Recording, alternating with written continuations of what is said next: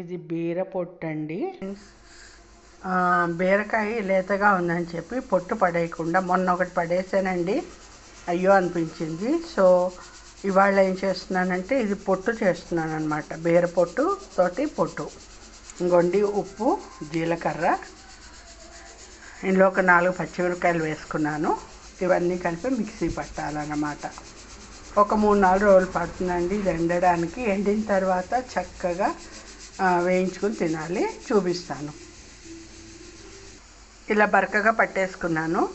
పెద్ద జార్లో అయితే నలగదని ఇందులోనే చిన్న జార్లో కొంచెం కొంచెం వేసుకుని చేస్తానండి.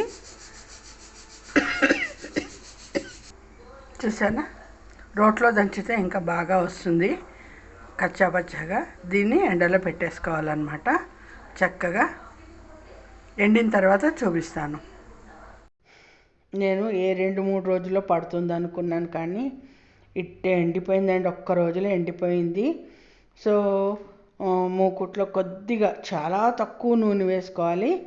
వేసుకుని ఇష్టమైన వాళ్ళు నువ్వులు కూడా వేసుకోవచ్చు. చాలా టేస్టీగా ఉంటుంది. మా అమ్మగారు వాళ్ళైతే వేసేవాళ్ళు కాదు. నేను మా ఇంట్లో కొంచెం నువ్వులు ఎక్కువగానే వాడతాను, రుచి బాగుంటుందని చెప్పి. మా ఇంట్లో కూడా ఇష్టపడతారు, అందుకోసం అని చెప్పి నువ్వులు వాడతాను, బాగానే వాడతాను. చూసారు కదా, అద్భుతంగా ఉందండి. బాగా విరగండిపోయింది అనమాట ఒక్క రోజుకే.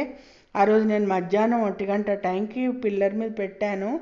మర్నాడు సాయంత్రానికల్లా సూపర్గా ఎండిపోయిందండి. ఇదిగో ఇవాళ వేయించి చూపిస్తున్నాను అనమాట.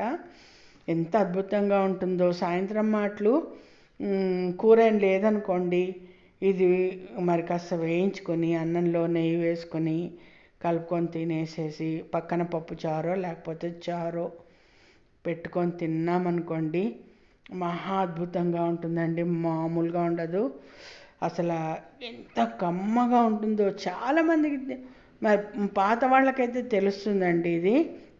మరి ఈ కాలం వాళ్ళకి తెలుసో లేదా నాకు తెలియదు.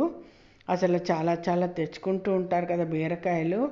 చక్కగా కడిగేసేసి ఇలా పొట్టుని పచ్చిమిర్చి జీలకర్ర వేసి తొక్కేసేసి ఎండలో పెట్టుకొని ఇలా నెయ్యి వేసుకొని అన్నంలో వేయించుకొని తిన్నారనుకోండి, నువ్వులు అనేది ఆప్షనల్ అండి, మీ ఇష్టము. అసలు అద్భుతంగా ఉంటుందండి, మామూలుగా ఉండదు. చాలా కరకరలాడుతూ ఎంత క్రంచీగా ఉంటుంది. అలాగే ఉప్పు కారం మనం సరి సమానంగా వేసుకున్నాం అనుకోండి, అద్భుతంగా ఉంటుంది. నచ్చితే మాత్రం లైక్ చేయడం మాత్రం మానకండి అబ్బా. ఓకేనా? థ్యాంక్